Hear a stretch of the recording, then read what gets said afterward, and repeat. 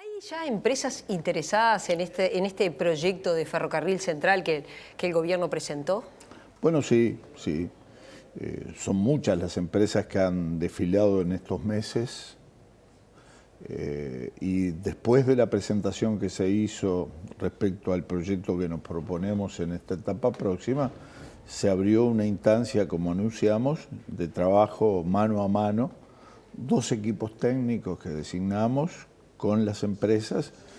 Se han celebrado ya unas 20 y tantas reuniones y va a haber algunas más hasta mediados de septiembre aproximadamente. Y con esos intercambios, bueno, vemos el grado de interés, las interrogantes que tienen las empresas y sobre todo las sugerencias y aportes que las empresas hacen, porque eso es un componente muy importante a la hora de definir el pliego que va a regir el llamado. ¿Las empresas son todas europeas o no? No únicamente. ¿Hay empresas nacionales también?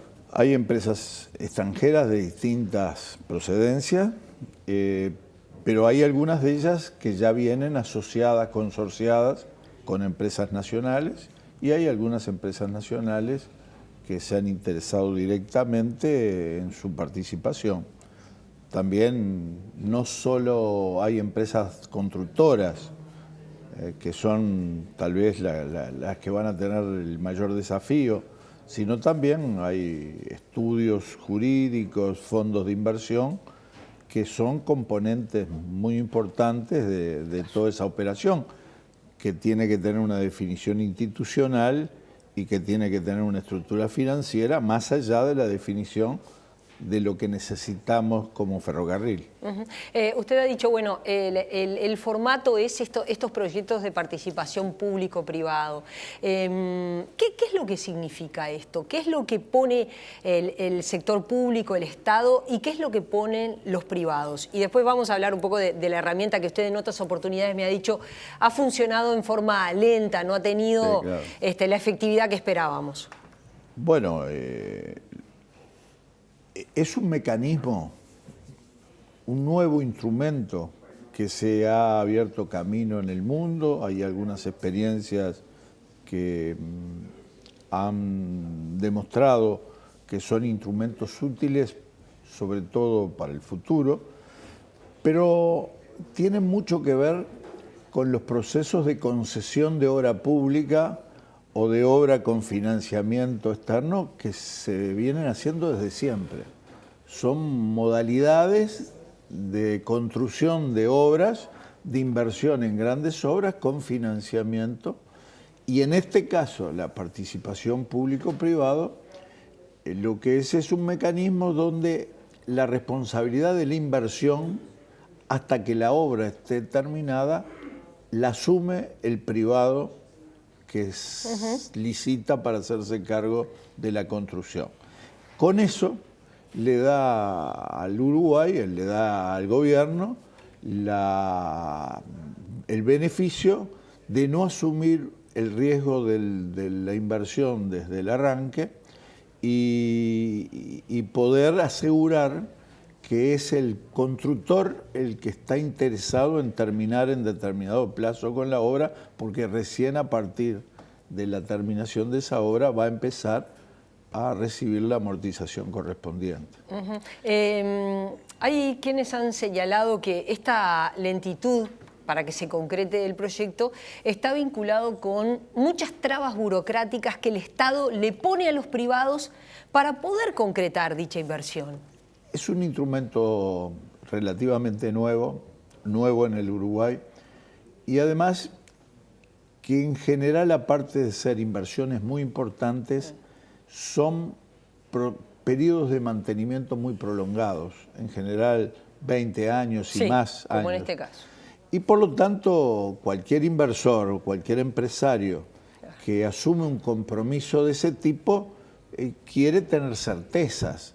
Hay muchas incertidumbres que son factores de encarecimiento y que por lo tanto el privado busca tener presente, tanto el privado que construye y mantiene como el privado que financia, que no tiene por qué ser la misma empresa. Pero a su vez también es un contrato muy largo para el Estado, para el gobierno.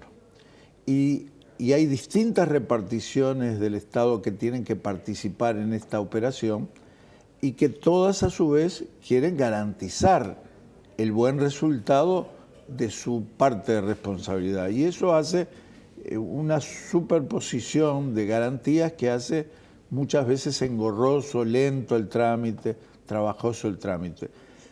Cuando nosotros hacemos públicamente, damos opiniones críticas, es porque es imprescindible aprender, simplificar, hacer eficiente el procedimiento, porque es la única manera de salvar el instrumento que seguramente no solo vamos a necesitar para este emprendimiento que hemos anunciado, sino para otros grandes emprendimientos en el país. Y si la herramienta no es suficientemente eficiente, entonces es una herramienta que puede llegar uno a la conclusión de que no sirve. Yo estoy convencido que es un instrumento que sirve. En el mundo hay experiencias de que han encontrado la forma de simplificar, de agilizar, de hacer más eficaz su práctica, su aplicación. Creo que hay ajustes que tenemos que hacer y hay un aprendizaje que en este caso lleva su tiempo. Esperemos que en el tema de la infraestructura, que tal vez es el más complejo y el que genera además plazos más exigentes, como en otros temas, el mecanismo vaya perfeccionándose. Yo recuerdo que en alguna otra entrevista, sobre todo al principio de este tercer mandato del gobierno del Frente Amplio, usted me había dicho, vamos a perfeccionar este instrumento, tiene dificultades. ¿Está el gobierno en esa etapa? ¿Está el país en esa etapa? Al principio el gobierno hicimos algunos ajustes y hasta algunos cambios en el propio decreto reglamentario para la aplicación. Para que esto funcione. Sin embargo, no todo lo que ahí de algún modo se elaboró y se pactó, después funcionó en la práctica, ¿verdad? Ese hecho que yo le señalo a usted, tiene que participar en los temas ambientales, los temas del valor del dinero y las posibilidades de asegurar la obligación en el futuro del país, que es un tema económico esencialmente, la rentabilidad de la inversión, si se justifica o no, la rentabilidad social de la inversión. Todos esos aspectos son aspectos que tienen responsable en la estructura del Estado. Y si cada uno se toma el mes que establece la ley, o el mes y medio, o los 2 meses, como en algún caso ha pasado, al final la propia intervención del Estado consume un tiempo que es vital para las obras, para que las obras se concreten o no.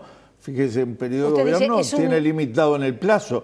Si estudiar estos proyectos lleva un periodo demasiado largo de tiempo, como nos pasó con la primera obra por participación público-privada en carretera, que llevó como 2000 días para ponerla en marcha, bueno, fracasó. Y es muy difícil que el instrumento pueda ser aplicado. Entonces, ¿usted espera que esta vez esto no ocurra? Bueno, hay un análisis y un compromiso de todas las partes de que en esta oportunidad nosotros no nos podemos permitir ese lujo. Fracasaría la iniciativa si cada uno de los actores no es capaz de resolver en tiempo y forma. Y el tiempo está establecido por los plazos que nos comprometemos a llevar adelante la obra. Ustedes plantearon que el compromiso es iniciar las obras ya en 2018. Bueno, sí, el compromiso y la necesidad, porque eso es parte de un análisis. El compromiso y la necesidad que tenemos es que en el 2018 ya se esté trabajando en esta importante rehabilitación de vías entre Paso de los Toros y Montevideo. Si logramos en plazos razonables esa recuperación, seguramente vamos a poder afirmar que tendrá futuro el modo ferroviario en el Uruguay. ¿Hay un costo estimado de cuánto dinero tiene que poner el Estado?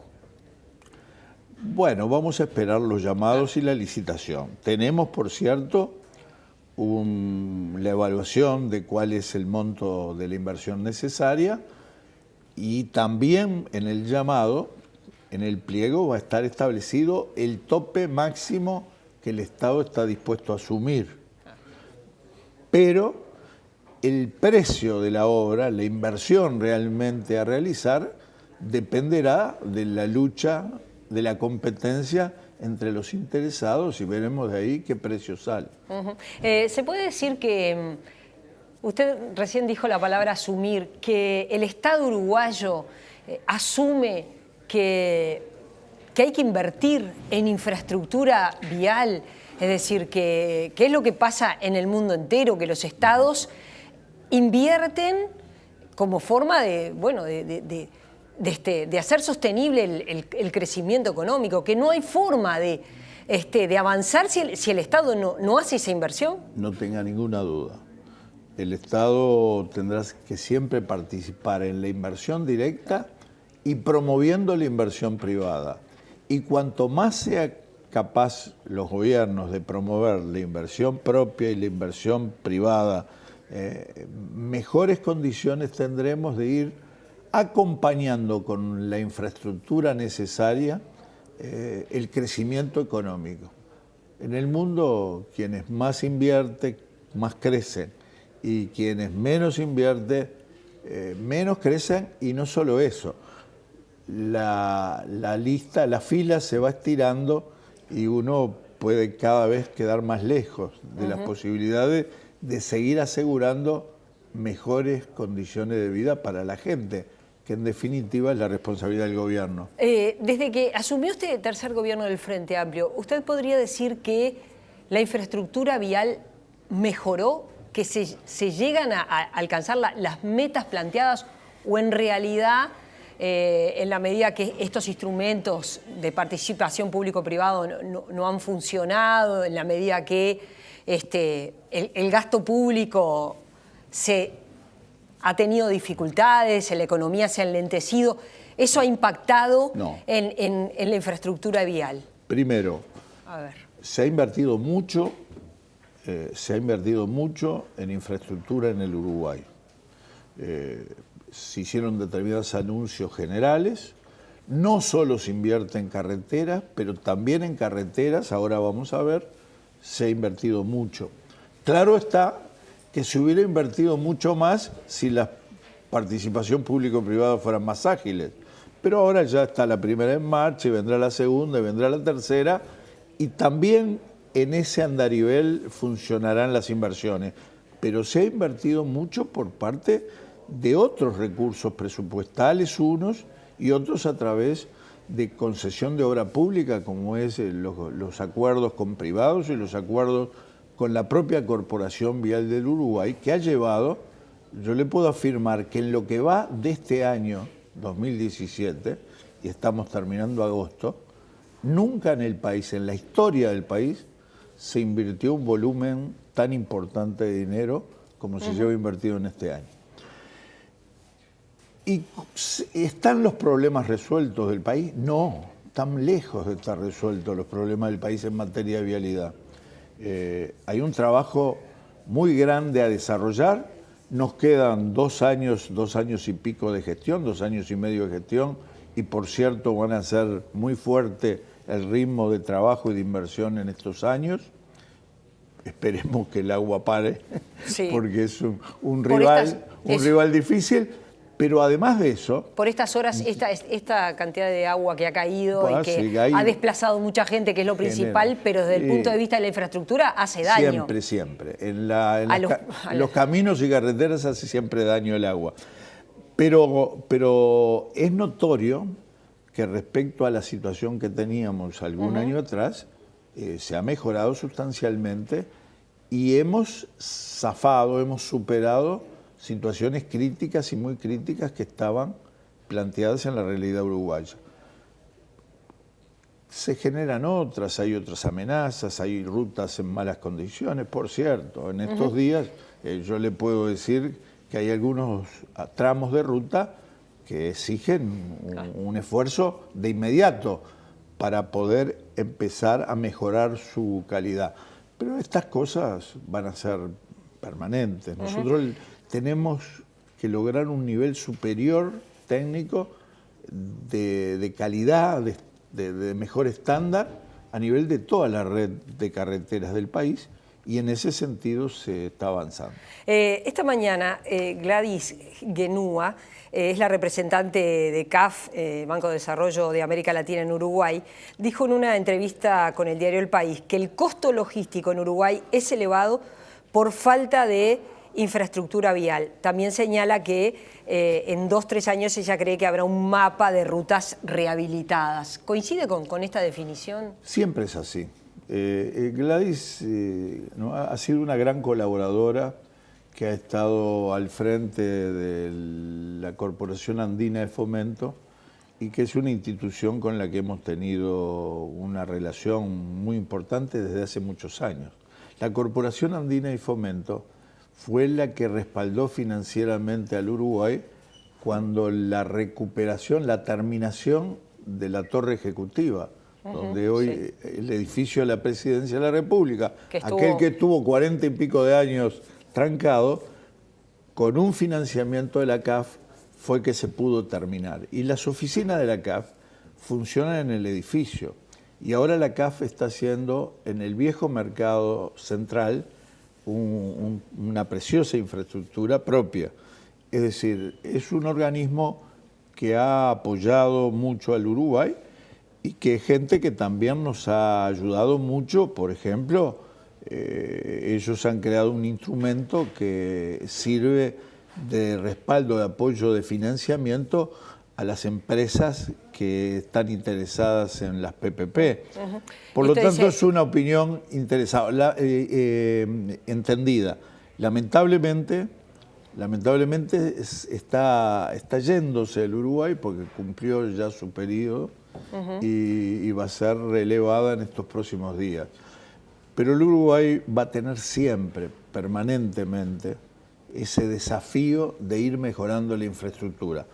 Y la infraestructura implica carreteras, usted dice, implica es caminos así, el costo logístico es más alto en la medida que tenés dificultad de infraestructura vial. Claro, eso que dice yo es cierto, pero no es solo carreteras y caminos departamentales, sino también es puerto. Tenemos que seguir evolucionando en la infraestructura portuaria. Uruguay asume que el país está caro en dólares, que es otra de las definiciones que aparece. Bueno, Uruguay también es un país caro en dólares. Bueno, sí, no sé que la referencia que se hace en esa nota, pero comparativamente en muchos aspectos el Uruguay aparece como un país caro. He escuchado esa afirmación y quienes están entendidos en ese sentido no solo pueden analizar esto tomando únicamente el valor de intercambio de la moneda, sino a nivel de un conjunto de otros rubros que hacen al funcionamiento del país. Y cada país tiene su ecuación, cada país tiene su equilibrio propio. Respecto a la negociación con UPM, hace unos días estuvo por aquí el ministro de Economía, dijo, bueno, es una negociación difícil, es la principal inversión para la empresa, es la inversión más importante de su historia. Para el Uruguay es recibir la inversión también más importante que ha recibido Uruguay en su historia. Es evidente que es una negociación difícil, que es una negociación dura, que trasciende poco cuáles son los capítulos que se están negociando, pero que son muchos, que está vinculado con las cuestiones tributarias, medioambientales, relaciones laborales. Astori agregaba también energía. Yo obviamente no le voy a preguntar a usted que me dé detalles de esa. Estamos hablando de 8 capítulos. 8 grupos de trabajo. 8.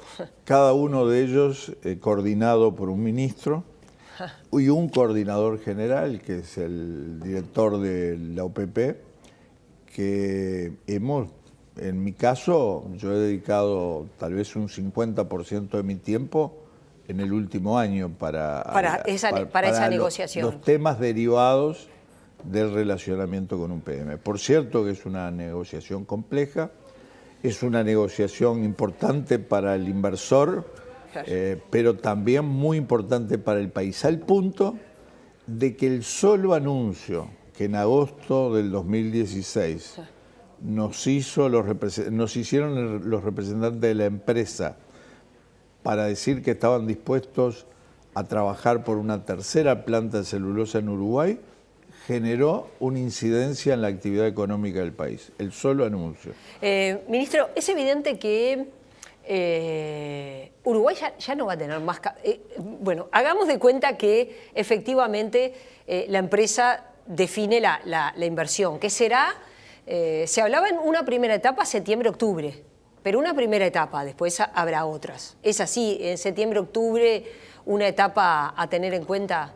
Cada paso que se va dando es un paso en esa dirección. Ahí está. Yo no hablaría de fechas porque como ya... Sí, se han dicho muchas fechas. Ya y después... se han manejado muchas fechas y muchas instancias. Es un proceso más que una fecha.